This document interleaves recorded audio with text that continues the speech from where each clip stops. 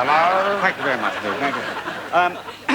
Hello, Dad. This is Pete speaking to you from the heart of the Hollywood Hills here on the Jane Mansfield Memorial balcony. Jane had her famed love affair with a starfish. Now, I can't fill you in on the details of that because it would be unfair to Jane and unfair to the starfish. However, as you can well imagine, since I have become a Hollywood biggie, I've had to shave off my moustache for tax purposes. Hence the rugged, clean-cut look you see before you now. I have very little time because my business managers of the Harvey Rosenblaum agency are huddling at this very moment, preparing me for my Vegas debut. I want to give you, Dad, a warm welcome to the London celebrity audience who are gathered in this auspicious auditorium to grill you or parboil you. And I hope that you, the Dagenham Girl Pipers, and all who are near and dear to you get a wonderful evening out of this, and all things marked on the back.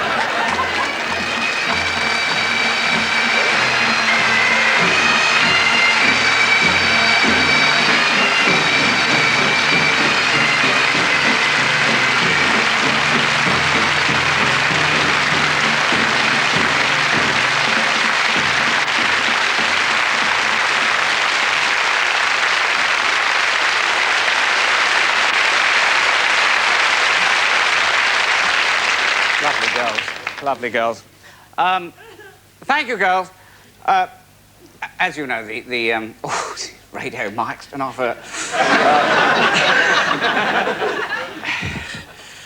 Not like preparation H, but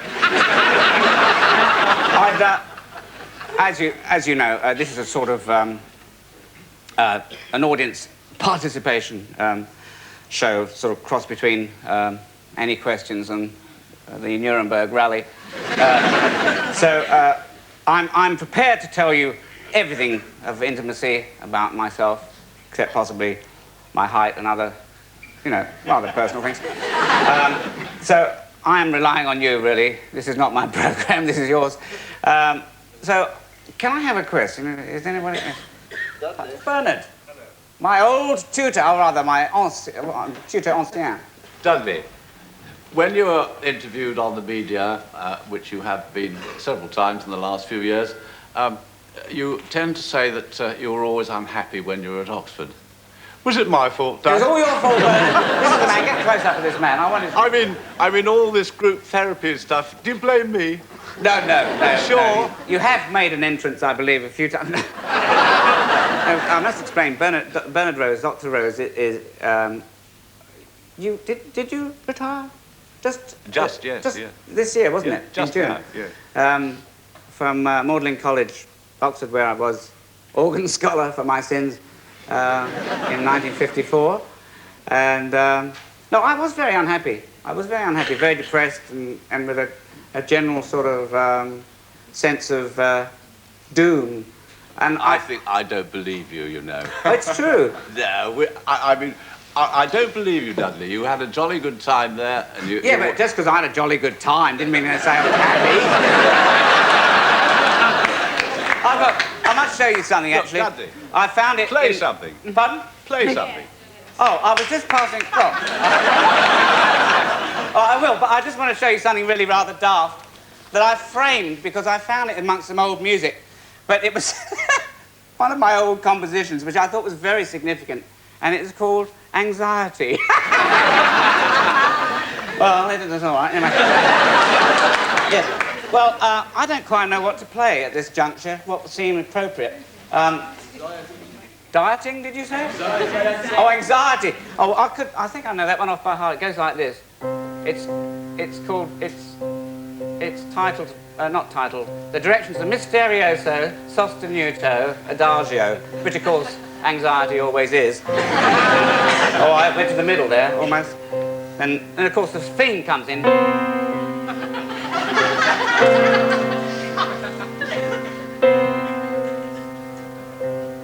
Then of course, counter theme. I mean, what a household I must have lived in. Then this sort of dribbles away a little bit. Like most things did at that age. Then, of course, the obsessive...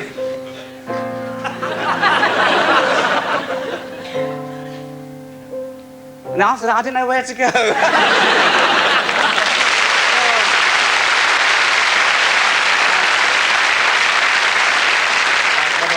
What do I talk about now?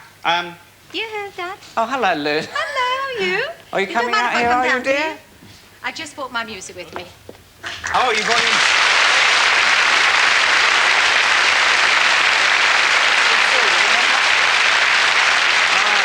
Just a little number we did about 10 years ago. 10 years. or something. Yes. Yes, this is a rather... I think this is actually Cute a rather... little song. Probably a bit too sophisticated, don't you think, for this audience? Do you think so? Maybe. Well, let's try. Why we'll don't try. we? Yes, absolutely super.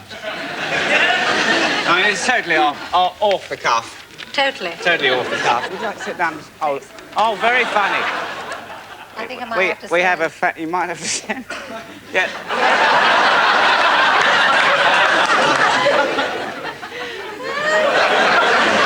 This is the levitation element of the show. Why don't I stand? Yeah, why don't you, dear? I'll tell you. Right. This is actually, yes, it's an old music hall song. I love this song, and Dudley threw it at me one night before we did the show, I think, probably half an hour before the show. And I didn't know it, you know, when we did the show, and we had a good old laugh, you know. Yes. Everybody else hated it, but Yes. we loved it. It'll be probably... And it's just going to be the same tonight. Much the same tonight. Oh.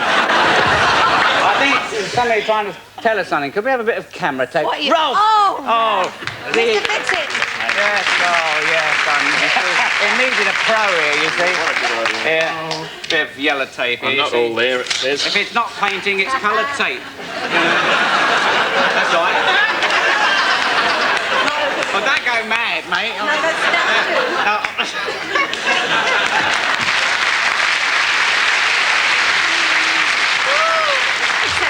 He's just covered all the words up now. See it all. No. Lovely little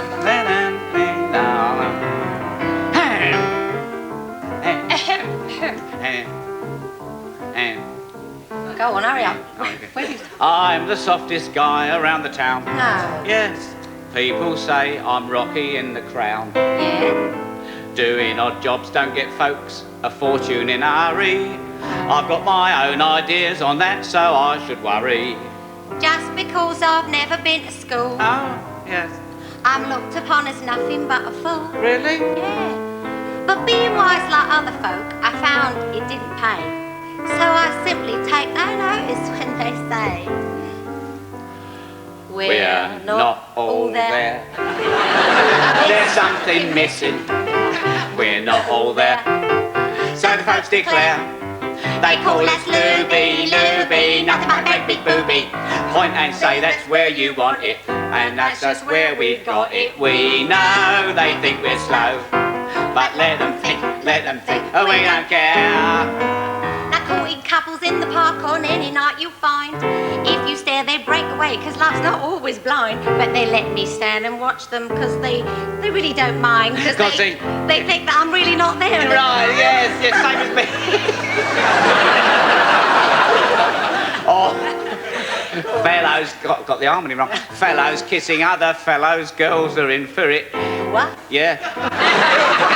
Well, 10 to 1, there'll be a fight and someone will get it. But when I kiss other fellows, girls, they never mind a bit. Cause I'm not supposed to be all there. Yes, I'm not supposed to be all there. Oh, yeah.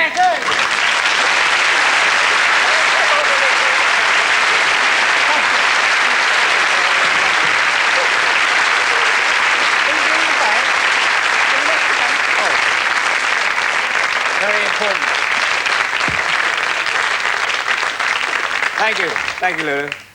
You almost lost a bag there. Thank you, Rolf, for a most impressive piece of surgery. Yes. Well, the show is being taped, isn't it? Oh! Yes, thank you very much indeed. Right. Mr. Moore, Yes, sir. you've played opposite Bo Derek and Raquel Welch and other leading American intellectuals. Was there anything you were able to teach them? I mean, in your position as a sophisticated mature European male? You naughty Australian person, you. Well, I don't know. They're sort of naturals, aren't they, really? It was hard to... No. I'm not doing very well with this. I don't think I taught them anything. Doing sex scenes, if that's what you mean. That's what you mean. That's it. Well, that's very difficult. I must say there's something very unerotic about doing sex scenes with naked women with tons of people in front of you. It's really the most disappointing thing in the world. I remember when I was doing Bedazzled, I had a tremendous crush on Eleanor Bron. You here tonight, Eleanor? Oh. And we had a scene in the back of a car where we had to sort of just roll all over each other and stuff. And it was very... well, you know what I mean. Roll around. And not stuff. But... John Wells is very quick, you know. He's very quick. And it was very disappointing. We both felt very depressed afterwards. There's something... Because, you know, all the foreplay goes out of the window.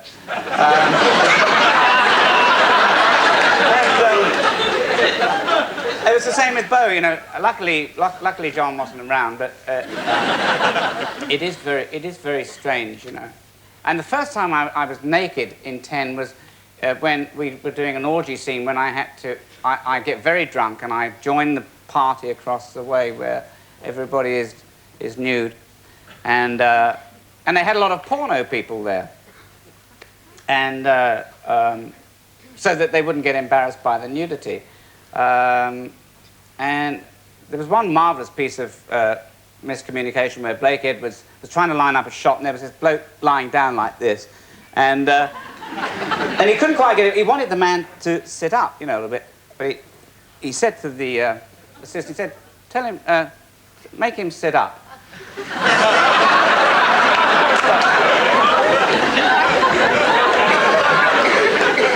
It was quite an amusing thing, you know. I mean, in the open air in Beverly Hills. But then I dropped my drawers, and it was a very traumatic moment, you know. I didn't feel I was cosmetically prepared for this moment. It was a very, very cold day, and I'm not Jewish, and the cameraman fell down, laughing. Certain types of role. What? So you were talking about certain types of role, playing certain role types. When you go to Arthur, which has been an enormous success in America already, you do play a rich alcoholic. Yeah. No, he's not an alcoholic. I don't think... Well, can I just say what I feel? I think he's a bloke who drinks a hell of a lot. But I wouldn't call him an alcoholic because I feel he can give it up at any moment. I mean, people, funny enough, now only once or twice has the idea of him being an alcoholic come up. And I felt, no, he's not an alcoholic. He's just a bloke who really loves to have a great time. I feel I'm like that. I love to have a great time and laugh a lot. Not necessarily get as drunk as he does. If I was a bird... Oh, no. And you really... No, I wouldn't. If you really fancied me, what sort of music would you play to put me in the mood? Depends what mood. What would I play? Oh, I don't know. Oh, God. Vaguely nostalgic, you know. Let's just say I'm a poet, you know.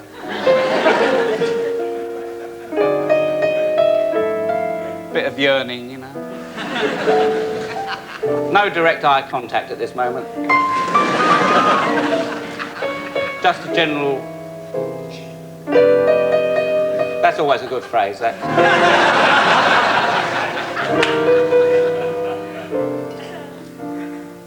And you sort of smile coyly, you know. And you say, yes, I will have another glass of tab.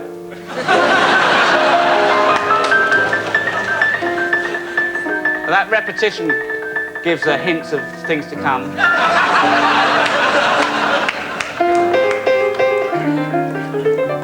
And a bit of blues, you know. Just to show you're not all wishy-washy, you know. You know, so if she wants any strife, she'll get it, you know.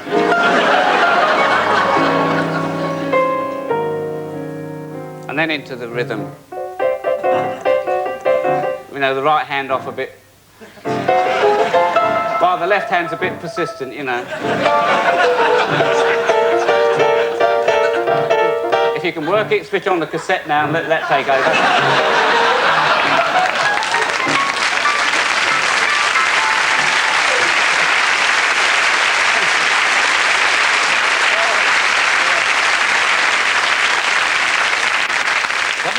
Can I ask you, when did you first begin to play the piano seriously?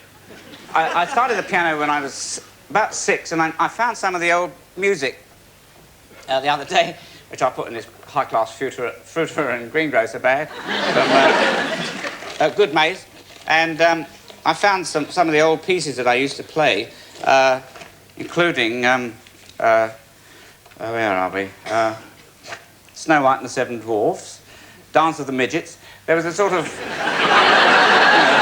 sort of thematic thing here. And there's an old nursery rhyme book, which I used to love to look at, never used to play. Now I found some of my early compositions, which were really rather spectacular, generally consisting of a few castrated bars. And this one is called Caprice. It lasts for 3 bars and goes, which I, you know. And then there's another intro. Then it stops. It was all music just interrupt us, really, at the time. Then a carol, actually a carol I wrote when I was about, oh, my precious manuscript. A carol I wrote when I was about 12. I won a prize, actually, at Stratford Music Festival. It goes, rejoice and be merry in songs and in mirth. Can't remember the rest of the words.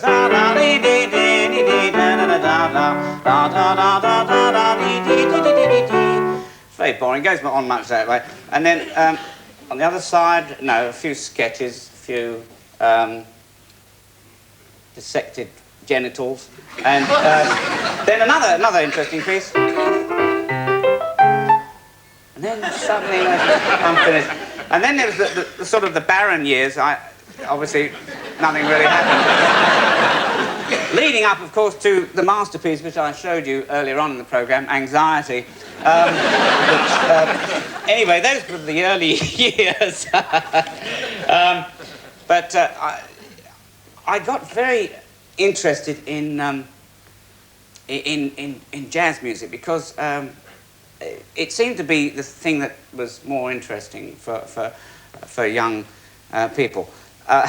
If you played a bit of Beethoven, it didn't really sort of have the same effect as, you know, an apple for the teacher or something like that. I remember going on the back of a lorry about the age of 12 with this group. There was a bloke who told jokes, and then there was this girl, and she used to dance, and I used to play the piano, and there was this tremendous yearning going on, but nothing really happening. And then I remember going up to Ilford to the little shop there in the main road and buying a lot of Shearing, Good to the Last, Bop, Look and Listen, and things like that.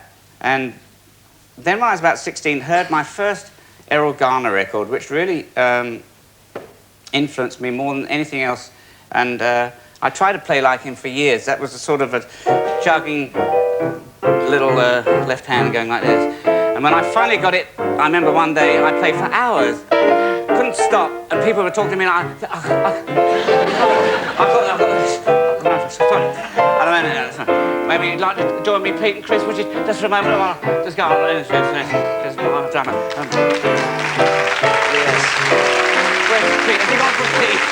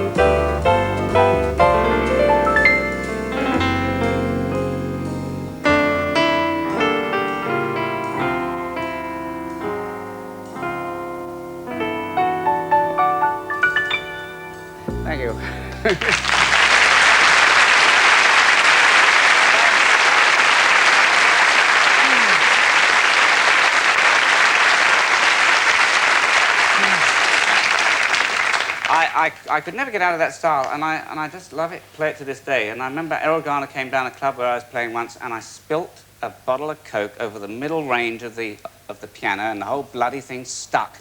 And there I was playing at the extremes of the keyboard, wanting to impress this man whom I love more than anything in the world, and I couldn't touch the middle of the keyboard.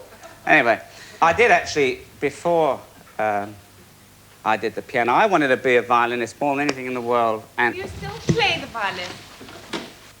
Oh, my mouth's gone all dry. Well, I haven't actually for a while. A friend of mine gave me a violin a couple of years ago, but I haven't, not a couple of years ago, a couple of months ago, but I haven't really sort of got into it. Maybe I should I have a little go? I mean, yes. I'm really very bad, but I do love it. Can I borrow one of the orchestra's fiddles? Yes. The Guarnerius, please. This ain't yours, is it? Oh, no. No, this is no good. This is no good. It's only got 4 strings. I normally play a 16-string violin. I know, yes, I have a bit of music over here. Follow the movement. In my bag, I've got the air on the G string, or air on the jock strap, which they call it in California. I'm sorry, I didn't mean to say that. Where's it gone? I got it. Oh, it's all gone wrong. Oh dear. Oh, this is magic, isn't it? Can you close in on this, please, searching through the bag? It's really... Oh, this is history. This is history. Well, I buggered that up. You don't have it there, do you? Oh, yes, good Lord. Oh. Dear, oh dear. Oh, that's all fine. Yeah. I only need the 1 string, really.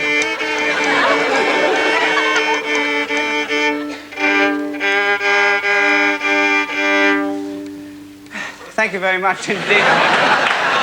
Right.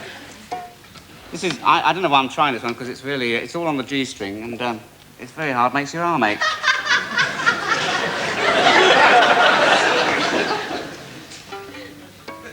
Right, well, just play a few bars of this. I mean, we can cut this down to a bare minimum, can't we? Right, here we go.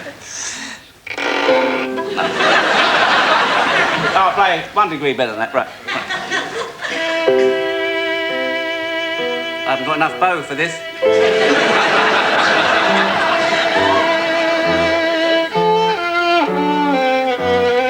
Oh, blimey.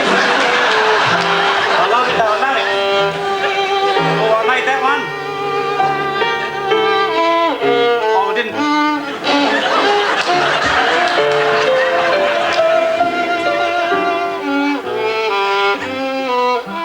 Oh, Christ.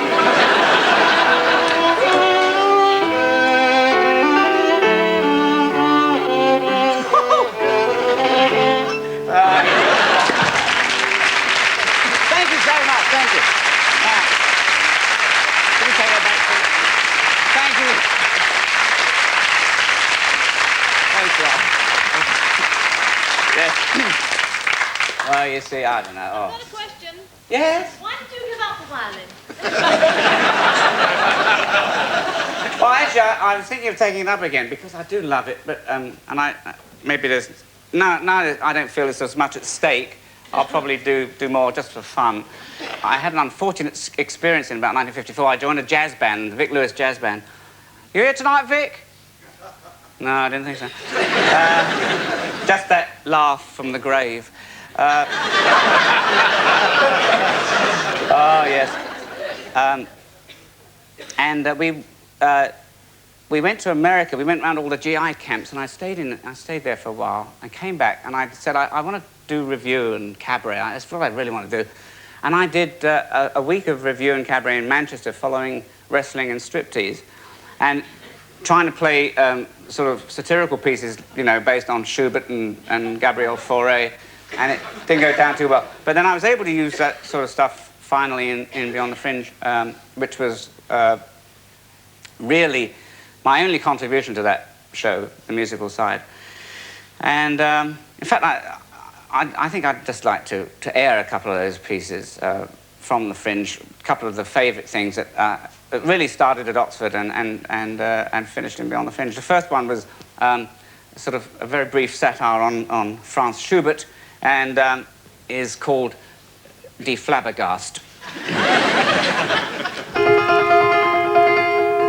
Ich meine Hunstefahrt, die Flabbergast, und Schwein, Hunst, die Wein, ein Hens. Meine so wie den Spader, meine so wie den Spader, meine so wie Spader ist vor. Ist ein. Meine Hunstefahrt, die Flabbergast, und Schwein, Hunst, die Wein, ein Hens.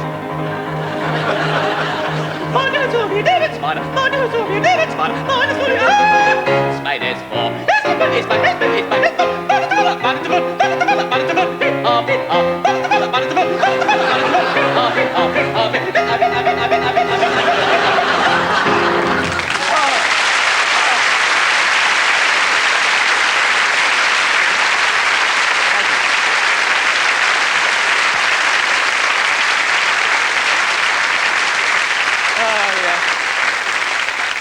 In fact, I'm remembering that with Anthony Page here, my director friend from Magdalen, that I used to do those things in between the acts in the plays we were doing.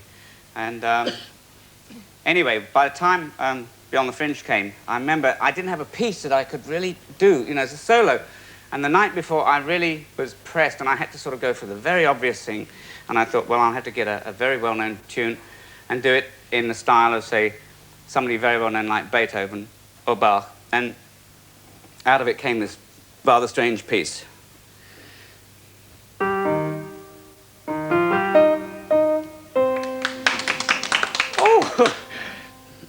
Oh, I've forgotten it now.